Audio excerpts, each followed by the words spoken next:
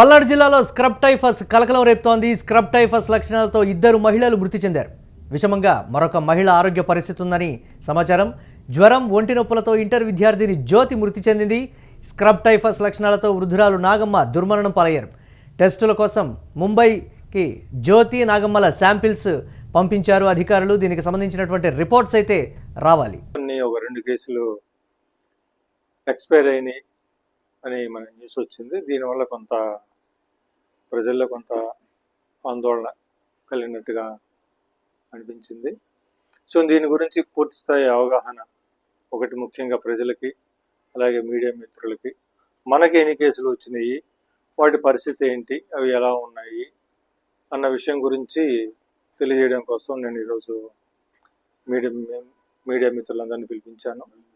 మనకి ఈ సంవత్సరం అంటే మనకి జనవరి నుంచి మనకి ఇప్పటిదాకా 11 కేసులు మనకి పాజిటివ్ అయినట్టుగా మాకు రిపోర్ట్ వచ్చింది. నిన్న స్టేట్ ఆఫీసర్ వాళ్ళు మాకు రిపోర్ట్ పంపించారు. అలాగే అందరూ ముఖ్యంగా మనకి పేపర్లో వచ్చినట్టుగా న్యూస్లో వస్తున్నట్టుగా 2 కేసులు డెత్ అయినాయి, స్క్రబ్ టైఫస్ వల్ల డెత్ అయినాయి అని అంటున్నారు. సో ముఖ్యంగా స్క్రబ్ టైఫస్ అంటే ఏంటి, అసలు ఏంది, అది ఎలా వస్తుంది, దాని లక్షణాలు ఏంటి గురించి మనం మొట్టమొదటి మాట్లాడుకుంటూ మన ప్రజలకు కూడాను మనం దీని గురించి అవగాహన అనేది క్రియేట్ చేయాలి. కాబట్టి ఈ స్క్రబ్ టైఫస్ అనేది ఒక చిన్న పురుగు, దాన్ని మైట్ అంటాం మనం. ఆ మైట్ అనేది ఆ పురుగు కుట్టినందువల్ల వస్తుంది. అంటే ముఖ్యంగా మనందరం చూస్తూనే ఉంటాం, మనం పొలాల్లోనూ వాటిలో తిరుగుతున్నప్పుడు చిన్న చిన్న పురుగులు ఉంటాయి. అటువంటి పురుగు అది కూడా అనమాట మైట్ అనేది. అది మామూలుగా మనకి మట్టిలో కానీ, ముఖ్యంగా ఇవి ఏమంటే బుషెస్ అంటాం కదా మనం, చిన్న చిన్న మొక్కలు, అడవుల్లో, ఈ చెట్లలో ఉంటాయి ఇవి మామూలుగా. సో ఇవి కామన్గా ఏమవుతుందంటే ఇవి ఆ వాటిల్లోకి మనం ఏదో పని మీద వెళ్ళినప్పుడు, ఇంకో అవసరం మీద మన చెట్లలోకి వెళ్ళినప్పుడు ఆ పురుగు మనల్ని కుట్టినప్పుడు, మనకి అది ఇన్ఫెక్ట్ అయి ఉన్న పురుగు మనల్ని కుట్టినప్పుడు మనకి స్క్రబ్ టైఫస్ అనేది వస్తుంది. అంతేగాని ఇది జబ్బు ఒక మనిషి నుంచి ఇంకొక మనిషికి రావడానికి వీలు లేదు. ఉత్తరాంధ్రలో ఆల్రెడీ ఒక మరణం అయితే చోటు చేసుకుంది. ఇప్పుడు పల్నాడుకు కూడా ఈ స్క్రబ్ టైఫస్ వ్యాధి అయితే వ్యాపించింది. తగు జాగ్రత్తలు తీసుకోవాలని అధికారులు అయితే చెప్తున్నటువంటి బ్రేకింగ్ న్యూస్ చూస్తున్నాం. దీనిపై మరిన్ని అప్డేట్స్ మా కరెస్పాండెంట్ సత్య అందిస్తారు. సత్య, ప్రభుత్వం ఎలాంటి చర్యలు తీసుకుంటోంది? దీనికి సంబంధించి ఇప్పటికే అవగాహన కార్యక్రమాలు కావచ్చు, గ్రామాన దీనికి సంబంధించి కూడా చెప్తున్నటువంటి పరిస్థితి. ఇక్కడ కాకుండా ముంబైకి పంపించి టెస్ట్ శాంపిల్స్ వచ్చే లోపల కూడా చాలా వరకు మరణాలు చోటు చేసుకుంటున్నాయనేటువంటి పరిస్థితి కూడా ఉంది. అధికారులు ఏం చెప్తున్నారు? దీనికి సంబంధించి ప్రభుత్వం తరపు నుంచి ఎటువంటి చర్యలు ఉన్నాయి? ఎస్ మురళి, పల్నాడు జిల్లాలో అయితే స్క్రబ్ టైఫస్ వ్యాధి అయితే కలకలం రేపింది. దీని మీద 2 అయితే మృతి చెందడం అయితే చాలా బాధాకరంగా చెప్పుకోవచ్చు. అయితే ఇది జరగటం వల్ల ఇక్కడ స్క్రబ్ టైఫస్ అనే వ్యాధి అంత ప్రాణాంతకరమైన వ్యాధి అయితే కాదని అయితే మనతో అయితే డిఎంహెచ్ఓ కూడా ఇప్పటికైతే ఒక ప్రకటన కూడా విడుదల చేశారు. ఇది ఒక నల్లి లాంటిది, దీనివల్ల ఎలాంటి ప్రాణాంతకమైన వ్యాధి అయితే కాదు. ఇది ఎక్కడా కూడా ఒకరి నుంచి ఒకరు సోకేది కూడా కాదని అయితే ఆయన అయితే చెప్పారు. దీనివల్ల ఎక్కువ ఒక నల్లిని పోలి ఉంటుంది, అది మనకి కంటికి కూడా కనపడదు. అలాంటిది ఈ వ్యాధి అంటే ఈ కీటకం అని కూడా డిఎంహెచ్ఓ గారు అయితే చెప్పారు మురళి. రైట్. దీనికి సంబంధించి ఇప్పటికే ప్రభుత్వం ఎలాంటి చర్యలు తీసుకుంటోంది?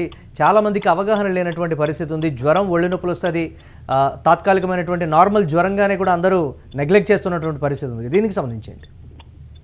ఎస్ మురళి, అది తాత్కాలికంగా అసలు ఆ కీటకి అసలు ఎవరికైతే సూక్ష్మజీవి లాంటిది అది అసలు కనపడదని కూడా డిఎంహెచ్ఓ అయితే, పల్నాడు డిఎంహెచ్ఓ అయితే రవి అయితే మనకు తెలపడం కూడా జరిగింది.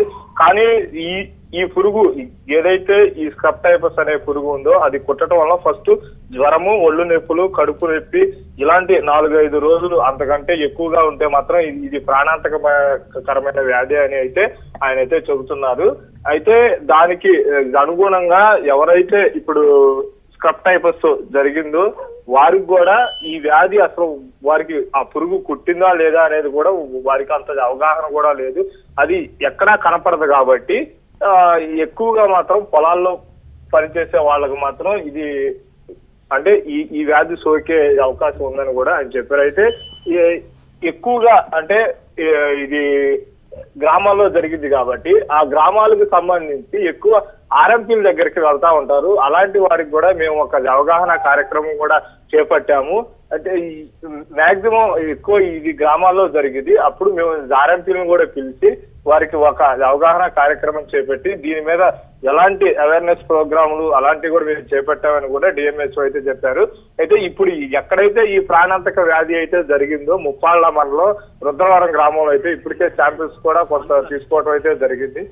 తీసుకోవడం వల్ల వారు ఇది ఒకరి నుంచి ఒకరు సోకే వ్యాధి కాదు కాబట్టి అంత ప్రాణాంతకమైన వ్యాధి కూడా కాదని అయితే డిఎంహెచ్ఓ రవి అయితే మాత్రం మనకు చెప్పడం కూడా జరిగింది. రైట్, థ్యాంక్స్ ఫర్ అప్డేట్స్ సత్య. ఇక గ్రామాన కూడా దీనికి సంబంధించి అవగాహన పెంచుకోవాలని కూడా చెప్తున్నారు. స్థానికంగా ఉండేటువంటి అధికారులు కావచ్చు, గ్రామానికి అన్ని గ్రామాలకు కూడా వెళ్ళి దీనికి సంబంధించినటువంటి అవగాహన కార్యక్రమాలు అయితే చేపడుతున్నారు. ఉత్తరాంధ్రలో ఒక మరణం చోటు చేసుకుంది, ఇప్పుడు పల్నాడులో 2 మరణాలు చోటు చేసుకున్నాయంటే దీనికి సంబంధించి ఇప్పటివరకు టెస్టింగ్ దశలోనే ఉన్నటువంటి కేసులన్నీ ఇంకా ఎన్నిటిని ట్రేస్ చేయాలనేటువంటి దానికి సంబంధించి కూడా ఒకంత జోరుగా ప్రభుత్వం దీనికి సంబంధించి చర్యలను అయితే తీసుకుంటున్నటువంటి సిచ్యువేషన్ ఉంది. ఇప్పటికే ఎవరైనా సరే తీవ్రమైనటువంటి జ్వరం, తలనొప్పి, కడుపు నొప్పితో బాధపడుతూ ఉంటే ఇమీడియట్గా కూడా స్క్రబ్ టైఫస్ టెస్ట్లు అయితే మీరు చేయించుకోవాలి. స్థానికంగా ఉండేటువంటి ఆసుపత్రికి వెళ్ళి మీరు చేయించుకోవాలి దీనికి సంబంధించి. కాకపోతే దాని రిపోర్ట్స్ అనేవి టెస్టుల కోసం ముంబైకి శాంపిల్స్ పంపించి అక్కడ నుంచి రిపోర్ట్స్ వచ్చే లోపలే ఈ మరణాలు చోటు చేసుకుంటున్నాయని అధికారులు చెప్తున్నప్పటికీ కూడా త్వరితగతిన దీనికి సంబంధించి అయితే చర్యలు చేపట్టడానికి ప్రభుత్వం ఈ దిశగా అడుగులు వేస్తున్నట్లుగా కూడా తెలుస్తోంది.